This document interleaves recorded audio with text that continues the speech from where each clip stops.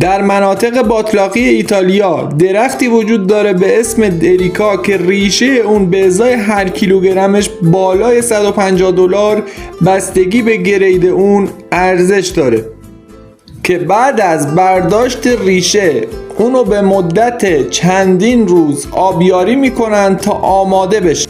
بعد از مرحله آبیاری اونا رو با دستگاه برش مخصوص خودشون به تیکه های کوچیک برایر تبدیل میکنن. اما هنوز کار تموم نشده. آنها را توی دیگهای بزرگ میجوشونن تا وقتی که سمق چوب کامل خارج بشه.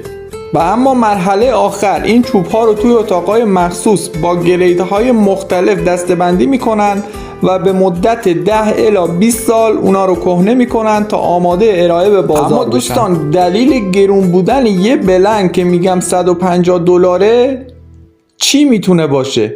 بله، پیپسازهای ایتالیایی و پیپسازهای معروف دنیا فقط و فقط برای ساخت پیپ از برایر اصل ایتالیا استفاده میکنن. چوب‌های دیگه هم در دنیا وجود داره مناسب پیپ، اما دیگه برایر جا افتاده و هر پیپش ممکنه به پول ایران بالای 50 میلیون تومان هم قیمت گذاری بشه.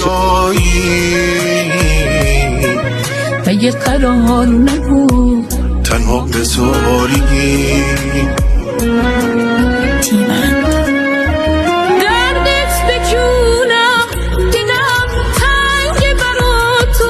نبودنت عذاب بده حالا